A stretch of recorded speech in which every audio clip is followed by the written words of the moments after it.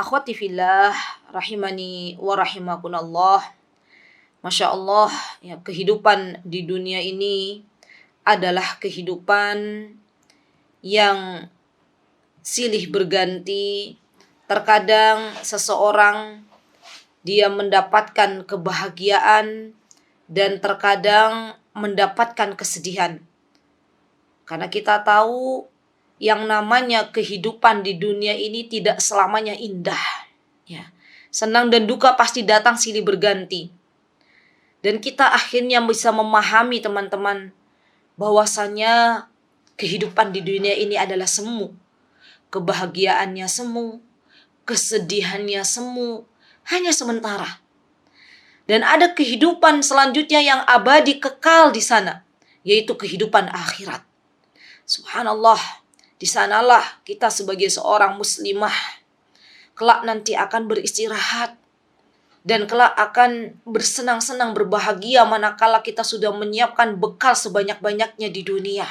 Karena pastinya barang siapa yang dia beriman kepada Allah dan Rasul-Nya, meninggal dalam keadaan beriman kepada Allah dan Rasul-Nya, maka Allah Subhanahu wa ta'ala akan menempatkan di surganya Allah Subhanahu wa ta'ala. Subhanallah teman-teman, tipuan dunia ini sangat-sangat luar biasa. Kita sadari bahwasanya semua kesenangan dan kesengsaraan yang ada di dunia ini hanyalah ujian dari Allah Subhanahu wa ta'ala. Allah ingin melihat kepada kita ketika Allah Subhanahu wa ta'ala memberikan nikmat, apakah kita bersyukur, atau ketika Allah Subhanahu wa ta'ala memberikan cobaan, apakah kita bersabar. Semua telah diatur oleh Allah Subhanahu wa ta'ala. Maka tinggal kita yang akan menentukan apakah kita termasuk orang-orang yang ketika Allah beri cobaan kita bersabar, atau kita justru akan bersedih terlalu dalam. Masya Allah. Dan pastinya teman-teman, yang namanya senang, yang namanya sedih, itu sunnatullah. Ya, pasti akan mewarnai kehidupan kita. Apalagi bagi emak-emak, ya. Bagi emak-emak ini lebih ke emosinya itu kurang stabil daripada laki-laki. Kalau emak-emak itu biasanya kalau senang-senang sekali. Kalau sedih-sedih banget. Ini emak-emak banget. Maka kita tahu bahwasannya teman-teman, yang namanya kesedihan, yang namanya kebahagiaan, itu semuanya adalah sunnatullah yang akan Allah berikan kepada semua manusia tanpa terkecuali. Bahkan generasi terbaik umat ini, yaitu para sahabat radhiyallahu anhum jami'an, mereka pun pernah dirundung kesedihan. Ketika Allah Subhanahu wa ta'ala menceritakan keadaan mereka di dalam Al-Quran, Allah mengatakan, وَتِلْكَ الْأَيَّامُ نُدَاوِلُهَا بَيْنَ النَّاسِ وَلِيَعْلَمَ اللَّهُ الَّذِينَ آمَنُوا وَيَتَّخِذَ مِنْكُمْ شُهَدَاءَ وَاللَّهُ لَا يُحِبُّ الظَّالِمِينَ. Kata Allah Subhanahu wa ta'ala, subhanallah, kejayaan itu teman-teman. Dan kehancuran kami pergilirkan di antara manusia. Dan sebagai bukti bahwasanya Allah Subhanahu wa ta'ala memberikan kebenaran, menjadikan sebagian di antara kalian sebagai syuhada, kata Allah. Dan Allah tidak menyukai orang-orang yang zalim. Allahu Akbar. Bahkan sekelas Nabi Yakub, ayahanda Nabi Yusuf alaihissalam, yang sabarnya luar biasa teman-teman. Maka beliau pun pernah bersedih. Ketika Nabi Yusuf alaihissalam akhirnya harus berpisah dengan ayahanda tercintanya, maka tidak lain dan tidak bukan kecuali Nabi Yakub dengan kesedihan yang sangat-sangat luar biasa, ya. Nggak ada yang namanya ayah itu nggak sedih ketika berpisah dengan anaknya. Nggak ada yang namanya ibu itu nggak bersedih ketika berpisah dengan anaknya. Maka Nabi Yakub mengatakan, berdoa kepada Allah Subhanahu wa ta'ala, innama ashku bathi wa huzni ilallah. Apa yang dirasakan Nabi Yakub? Kata Nabi Yakub, sesungguhnya hanya kepada Allah lah aku mengadukan penderitaan dan kesedihanku. Berarti ketika itu Nabi Yakub benar-benar merasa sedih teman-teman. Ketika harus kehilangan putra tercintanya, yaitu Nabi Yusuf alaihissalam. Tapi kesedihan Nabi Yakub, akhirnya Nabi Yakub teralihkan dari berzikir kepada Allah Subhanahu wa ta'ala. Beliau tetap menjadi hamba yang taat kepada Allah Subhanahu wa ta'ala. Sampai episode kehidupan Nabi Yakub, endnya itu adalah Allah Subhanahu wa ta'ala memberikan sebuah kejutan untuk Nabi Yakub bersama keluarga besarnya bisa berjumpa kembali dalam keadaan yang lebih baik. Itulah balasan orang-orang yang sabar di dunia.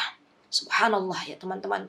Kisah Nabi Yusuf ini banyak sekali memberikan pelajaran yang sangat berharga bagi kita, anak Bani Adam. Dan hendaklah kita semuanya bisa mentadabburi apa yang ada dalam kandungan surah Yusuf. Maka kita akan dapati banyak sekali mutiara-mutiara hikmah di sana. Di antaranya adalah kisah sedihnya Nabi Yakub alaihissalam. Dan subhanallah teman-teman, yang namanya kesedihan itu ada kesedihan yang tercela dan ada kesedihan yang tidak tercela. Di antara kesedihan yang tercela itu di antaranya teman-teman adalah sebuah kesedihan di mana dia tidak menerima apa yang Allah Subhanahu wa taala telah takdirkan kepadanya, dan sedihnya membuat akhirnya dia terlalaikan dari berzikir kepada Allah Subhanahu wa taala. Ini kesedihan yang tercela. Dan kesedihan yang tercela ini datang dari syaitan. Syaitan akan senang melihat seorang mukmin itu bersedih. Ini yang diinginkan oleh syaitan. Maka Allah Subhanahu wa taala mengabarkan di dalam Al-Qur'anul Karim, kata Allah Subhanahu wa taala, "Innaman najwa minasyaiton liyahzunal ladzina amanu." Lihat bahwasanya yang namanya kesedihan itu adalah perkara di mana memang tujuannya syaitan membuat orang-orang beriman sedih. Dan syaitan akan senang manakala seorang muslimah dia bersedih terlalu lama. Orang kalau sedih, terlalu sedih itu teman-teman, maka lama-kelamaan akhirnya tidak selera dengan yang namanya makan. Akhirnya lama-kelamaan dia melamun, dan disitulah pintu syaitan akhirnya masuk. Ini sedih yang tercela. Ada sedih yang tidak tercela. Sedih yang tidak tercela itu diantaranya misalnya ketika seseorang dia sedih karena luput dari sholat tahajud. Dia sedih karena tidak bisa bangun ya di sepertiga malamnya. Dia sedih ketika tertinggal untuk sholat sunnah misalnya. Dia sedih karena tidak bisa berpuasa Senin Kamis misalnya karena ada uzur. Atau tidak bisa berpuasa pada bulan Ramadan, tidak bisa menemui 10 hari terakhir bulan Ramadan, dia sedih. Itu adalah sedih yang wajar. Sedih yang diperbolehkan. Dan sedih yang diperbolehkan ini tidak perlu berlarut-larut. Manusia boleh bersedih, tapi kemudian langsung bangkit kembali. Ingat bahwasanya kehidupan di dunia ini hanya sejenak saja. Kesedihan akan berganti dengan kesenangan dan kebahagiaan. Begitu pula orang-orang yang berbahagia, bersenang-senang. Jangan terlalu bersenang-senang. Jangan terlalu berlebih-lebihan. Karena suatu hari kelak Allah yang akan mempergilirkan. Dan inilah yang harus kita lakukan. Maka dari itu teman-teman, setelah kita menyadari ya bahwasanya tidaklah Allah Subhanahu wa taala memberikan kebahagiaan dan kesedihan kecuali untuk menguji diri kita masing-masing, maka di antara yang bisa kita lakukan ketika datang kesedihan adalah berdoa kepada Allah Subhanahu wa taala. Dan kita tahu ya teman-teman, sesungguhnya seorang muslim itu ketika Allah berikan kesedihan, ketika Allah berikan kegalauan, ketika Allah berikan keletihan, ketika Allah berikan rasa sakit, ketika Allah berikan kecemasan, sampai duri yang melukainya, subhanallah, maka Allah akan mengampuni dosa-dosanya. Allahu Akbar. Dan ini tidak bisa didapatkan kecuali oleh orang-orang yang beriman. Apa yang disebutkan oleh Rasulullah SAW? Ma yusibul muslim min nasabin wala wasabin wala hammin wala huznin wala adha wala ghammin hatta syaukati yushaquha illa kaffarallahu biha min khataya. Allahu Akbar. Jadi orang beriman itu luar biasa. Kita bersyukur menjadi orang beriman teman-teman. Karena sedih yang kita rasakan, kecemasan yang kita rasakan, kegalauan yang kita rasakan, itu termasuk dari caranya Allah mengampuni dosa-dosa kita. Allahu Akbar. Dan ketika kita tahu bahwasanya semua yang Allah berikan kepada kita akan terlewatkan, maka kita sebagai orang beriman harus memiliki jiwa yang tenang. Ini juga sebuah hal yang memang bekal untuk kita orang beriman. Bekal untuk kita orang beriman itu diantaranya adalah meraih ketenangan atau memiliki ketenangan. Karena orang yang dia itu tenang hidupnya, tenang jiwanya, dia akan lebih sehat jasadnya dan juga mentalnya. Masya Allah. Dan ini yang seharusnya dimiliki oleh orang-orang beriman. Jadi Allahu Akbar ya teman-teman. Subhanallah, kalau ada di antara kita semuanya ketika dirundung kesedihan, tetap kita mengingat Allah. Insya Allah nanti hari ini kita akan belajar mengingat Allah dengan membaca Al-Quran, dengan berdoa, kemudian kita sholat, kembalikan kepada Allah, kemudian kita mengadukan permasalahan-permasalahan kepada Allah subhanahu wa ta'ala. Maka ini antara obat kegalauan, ya Masya Allah, obat kesedihan. Dan Allah akan selipkan kepadanya ketenangan jiwa, Masya Allah. Dan kita harus benar-benar mengetahui bahwasanya tidaklah semua yang terjadi kepada diri kita semuanya, kecuali semuanya adalah ketetapan dari Allah subhanahu wa ta'ala. Maka itu akan menjadikan hati kita lebih tenang. Dan kita menyadari, ya ini diantara obat bagi siapapun yang merasa galau, bahwasanya pasti yang namanya setelah kesulitan itu ada kemudahan. Setelah kesempitan itu pasti akan Allah beri kabar gembira. Setelah hujan itu ada pelangi. Dan kita tahu yang namanya langit itu tidak selamanya mendung, pasti ada cerahnya. Dari sini kita akan mendapatkan jiwa yang tenang. Maka siapapun di antara kawan-kawan semuanya yang hari ini sedang merasakan kesedihan, yang hari ini sedang merasakan yang namanya kegundahan, kegelisahan, mari kita bersama-sama ambil sebab apa yang bisa menghilangkan kesedihan dan kegundahan kita. Di antaranya adalah doa yang diajarkan oleh Rasulullah Sallallahu Alaihi Wasallam. Kita lihat teman-teman, ini doa bagi kita yang dirundung kesedihan, kegalauan, kecemasan, agar diberikan oleh Allah Subhanahu Wa Taala jiwa yang tenang. Doanya yang diajarkan oleh Rasulullah SAW adalah Allahumma inni abduk. Ini kita mulai merayu Allah. Mulai kita menyebut nama Allah. Allahumma ya Allah, inni abduk. Sesungguhnya aku ini adalah hambamu. Ibnu abdik, ibnu amatik. Dan sesungguhnya aku ini adalah anak dari hamba laki-lakimu. Dan anak dari hamba perempuanmu. Jadi kita semuanya ini adalah anak dari ayah kita. Kita semuanya adalah anak dari ibu kita. Nasiyati biyadik. Ubun-ubunku berada di tanganmu.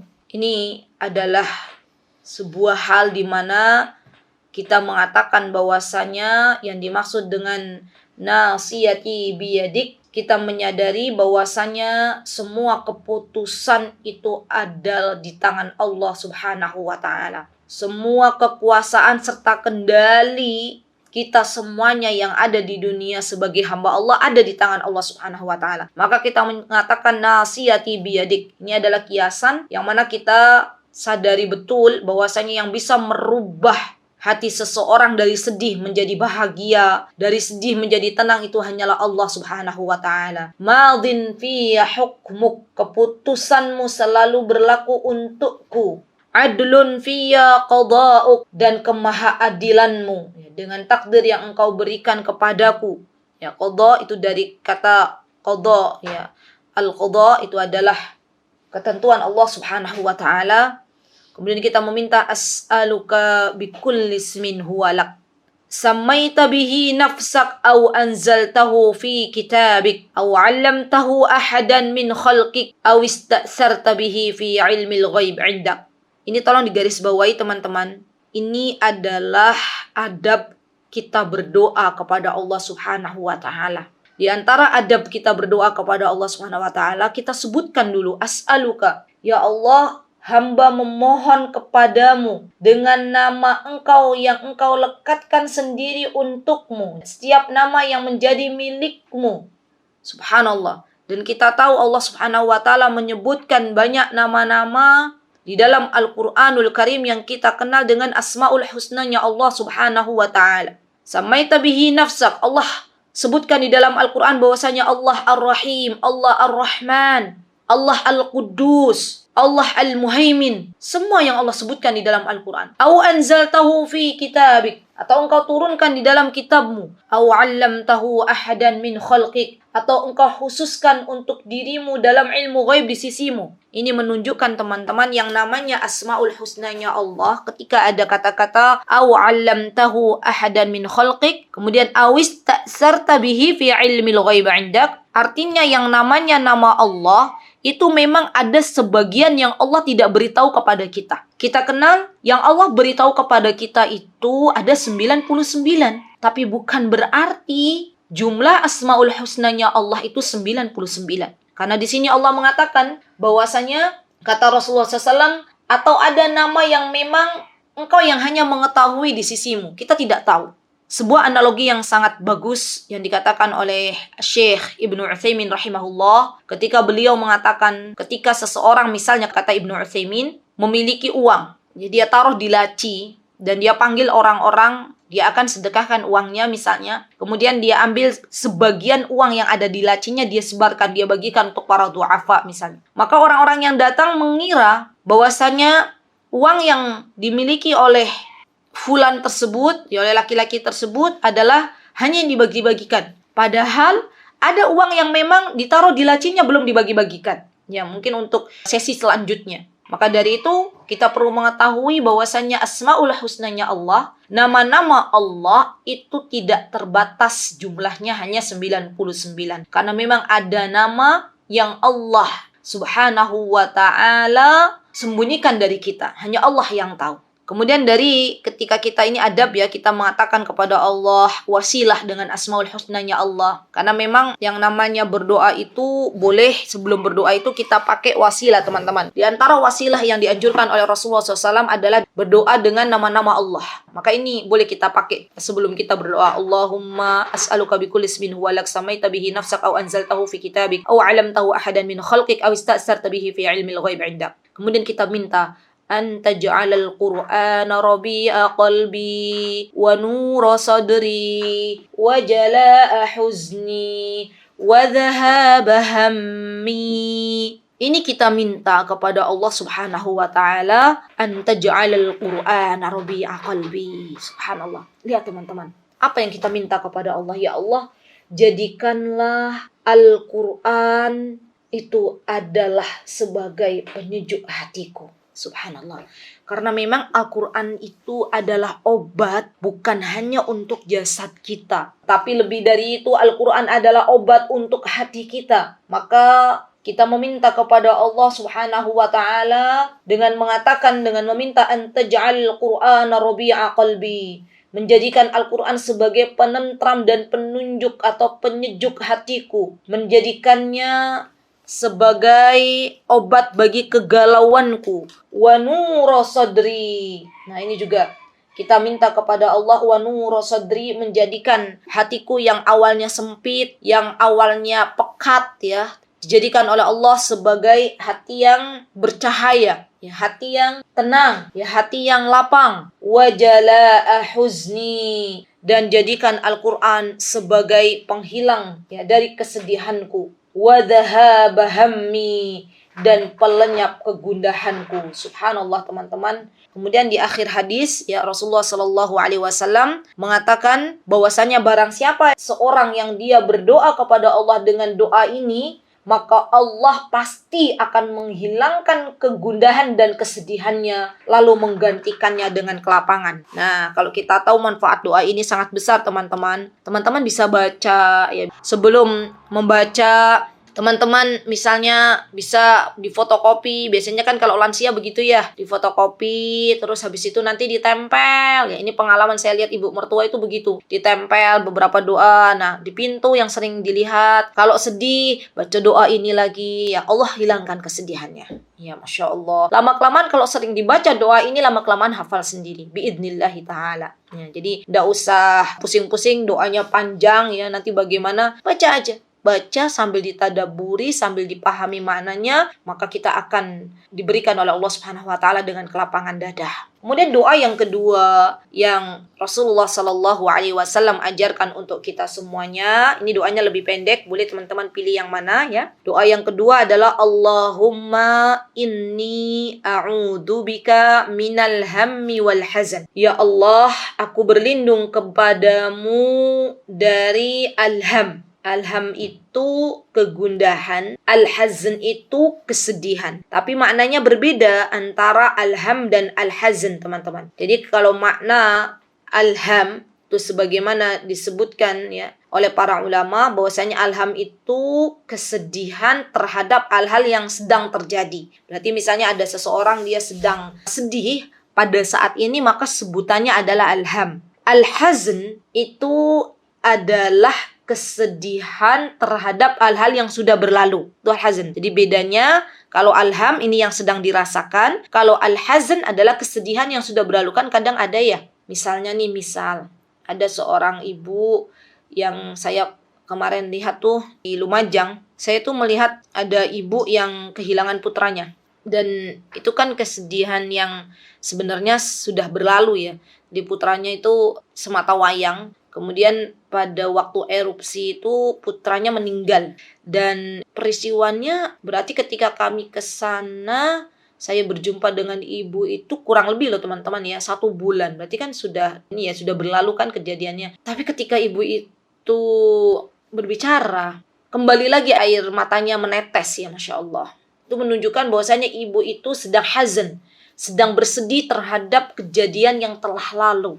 Ini diantara contoh al-hazan. Maka kita meminta perlindungan kepada Allah Subhanahu wa taala, Allahumma inni a'udzubika minal hammi wal hazan wal ajzi wal kasal. Al-ajz dan al-kasal ini adalah kita meminta kepada Allah al-ajz, kelemahan, kita memohon perlindungan kepada Allah dari kelemahan al-ajz dan al-kasal. Ini juga kita memohon kepada Allah perlindungan dari rasa malas. Dan kita tahu teman-teman, yang namanya al-ajz dan al-kasal ini adalah sebuah sifat di mana Rasulullah Shallallahu alaihi wasallam berlindung kepada Allah Subhanahu wa taala. Dan al-ajz dan al-kasal itu juga ada perbedaannya sebagaimana al-ham dan al-hazn. Al-ajz itu adalah seseorang ya, sebuah sifat ketika ingin melakukan sesuatu dia tidak memiliki fasilitas. Al-ajz itu kelemahan. Misalnya begini, ada orang hatinya itu pengen berperang di jalan Allah,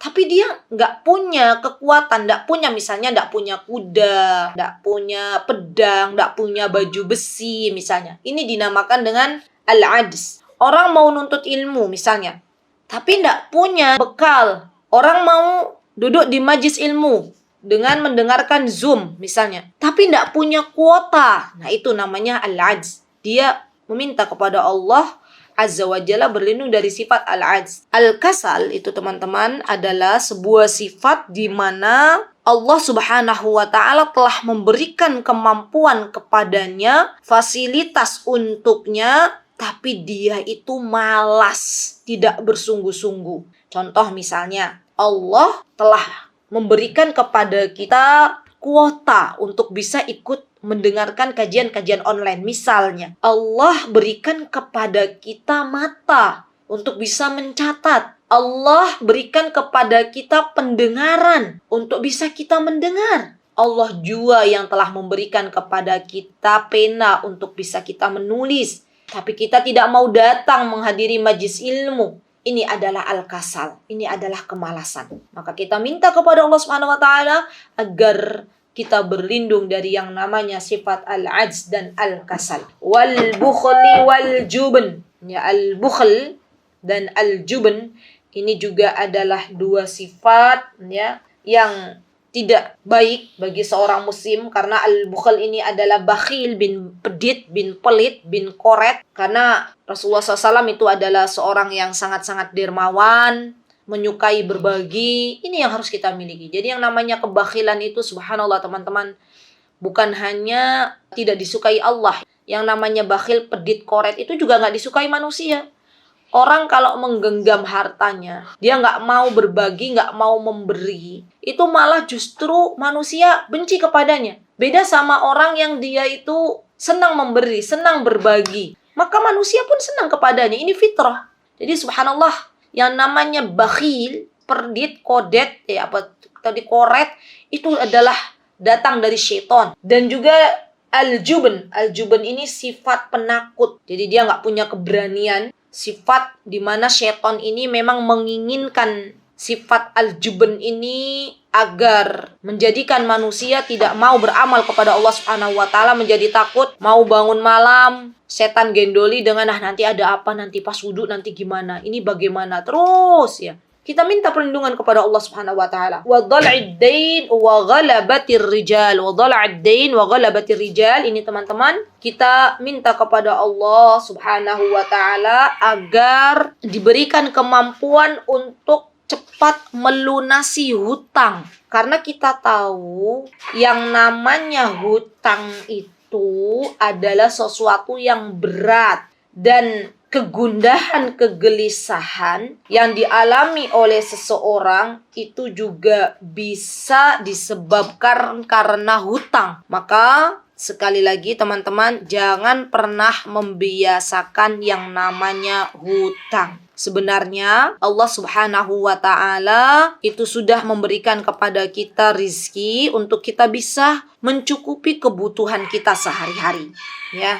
Nah, kalau memang tidak mendesak untuk tidak berhutang untuk memenuhi kebutuhan sehari-hari, maka janganlah berhutang. Kalau cuma untuk keinginan yang sifatnya itu bukan mendesak, maka seharusnya tidak berhutang. Karena subhanallah teman-teman, zaman sekarang itu banyak sekali di depan kita orang-orang yang menawarkan hutang, baik itu online maupun offline. Jadi dunia ini sekarang ada dua, dunia maya dan dunia nyata. Sama hutang juga, yang menawarkan hutang itu ada yang dia datang langsung ya, para rentenir itu, bank plecit apa ya namanya ya, ke pasar-pasar menawarkan hutang. Kemudian nanti di online juga, di SMS ya, menawarkan hutang walaupun dengan bunga 0% subhanallah. Ini semuanya teman-teman merupakan sesuatu yang tidak boleh kita biasakan ya. Dan biasanya di Indonesia ini mayoritas yang namanya hutang itu disertai dengan riba. Padahal Rasulullah Shallallahu Alaihi Wasallam telah mewanti-wanti bahwasanya yang namanya hutang itu adalah sesuatu yang akan membuat orang akhirnya dia tidak bisa tidur tenang. Ya, subhanallah. Jadi ini juga perlu kita ajarkan kepada anak-anak kita ya teman-teman, karena nanti efeknya ya, keburukan-keburukan dari hutang itu, kalau sampai dia tidak membayar ya, kalau sampai dia tidak membayar padahal dia mampu, maka di antaranya adalah ketika dia meninggal dunia, maka tidak disolati oleh tokoh-tokoh agama dan masyarakat. Ini menjadi pelajaran yang sangat penting, bahwasannya yang namanya orang berhutang kalau nggak bayar itu nanti tidak disolati jenazahnya oleh masyarakat, oleh tokoh-tokoh agama, biar menjadi pelajaran bagi orang yang setelahnya. Di antaranya juga Rasulullah SAW menjelaskan bahwasanya orang yang berhutang kalau memang dia tidak bayar padahal dia mampu, maka dosa-dosanya tidak akan diampuni oleh Allah sampai dia menyelesaikan permasalahannya dengan orang yang menghutanginya. Ya, subhanallah teman-teman, dari sini kita bisa melihat jangan pernah membiasakan diri untuk berhutang. Kemudian jangan pernah tergoda dengan bunga walaupun berapa persen, itu sama riba. Karena memang kata Allah Subhanahu wa taala di dalam Al-Qur'an, kata Allah Subhanahu wa taala, wa ahallallahu al-bay' wa harrama riba. Allah telah menghalalkan yang namanya perdagangan dan mengharamkan yang namanya riba. Barang siapa yang dia riba, bermain riba, berhutang, kemudian memberikan bunga walaupun sekian persen, artinya dia sedang berperang dengan Allah dan Rasulnya. Dan kita tahu teman-teman, yang namanya berperang dengan Allah dan Rasulnya nih, kita hamba Allah yang sangat-sangat lemah ini pasti kalah. Jadi yang namanya riba itu teman-teman pasti nggak akan menguntungkan. Entah nanti Allah berikan anaknya sakit, akhirnya dia mengeluarkan harta yang banyak. Entah nanti Allah tidak memberikan kebarokahan untuk keluarganya. Banyak orang-orang yang riba, yang berhutang, karena dengan riba itu akhirnya suami istri cekcok dan bercerai. Itu banyak kejadiannya. Maka jangan pernah kita membiasakan hutang untuk hal-hal yang sangat-sangat tidak penting. Dan kalaupun memang sudah berhutang, maka banyak doa ini agar Allah Subhanahu wa taala memampukan untuk cepat membayar. Wadhala'id dain. Dan kalau ada di antara teman-teman yang sudah Allah cukupkan untuk bisa bayar hutang, disegerakan sebelum ajal mencabut kita. Karena zaman sekarang ini zaman yang terbolak-balik. Kalau dulu kan yang namanya orang berhutang itu dia akan berusaha untuk membayar hutangnya kepada yang menghutanginya. Jadi dia yang mengejar-ngejar orang yang menghutanginya, ini loh saya bayar gitu ya. Sekarang itu justru malah orang yang menghutanginya yang ngejar-ngejar orang yang berhutang. Dan orang yang berhutang itu terkadang ya teman-teman, ketika Allah berikan kemampuan untuk membayar hutang, dia tunda-tunda sampai akhirnya Allah cabut kembali kemampuan dia untuk membayar hutang dan tidak punya untuk membayar hutang. Hati-hati ya, pesan saya untuk semuanya, kalau Allah berikan kemampuan untuk melunasi hutang, segera disegerakan. Baik, perbanyak doa ini. Wa ghalabatir rijal. Nah, ghalabatir rijal itu adalah kekuasaan dan kerasnya tindasan kepadanya. Ya kita tahu ya yang namanya orang-orang rentenir itu kalau nagih hutang dengan kekerasannya, dengan sita sini, sita sana, itu disebabkan karena pengen nagih hutang. Maka kita minta kepada Allah Subhanahu wa taala, berdoa ya agar dimudahkan untuk melunasi hutangnya dan dijauhkan dari yang namanya penindasan dari orang-orang yang mendolim, yaitu dari para rentenir. Baik, kemudian satu lagi ada doaul karb. Ini adalah doa bagi orang-orang yang dirundung kesedihan yang begitu mendalam. Jadi al-karb ini adalah kesedihan yang begitu dalam, seperti sedihnya seorang ibu yang kemarin ditinggal wafat oleh putra tercintanya yang di Lumajang itu, dia sedihnya itu terlalu dalam. Ya, maka baca doa ini, doa yang diajarkan oleh Rasulullah sallallahu alaihi wasallam, la ilaha illallahul azimul halim, la ilaha illallah rabbul arsyil azim, la ilaha illallah rabbus samawati wa rabbul ardi wa rabbul arsyil karim. Ini doanya, la ilaha illallahul azimul halim, tidak ada ilah yang berhak diibadahi secara benar, ya, la ilaha illallah al-azim, melainkan Allah yang maha agung, al-halim, melainkan Allah yang maha penyantun. La ilaha illallah, tidak ada ilah yang berhak diibadahi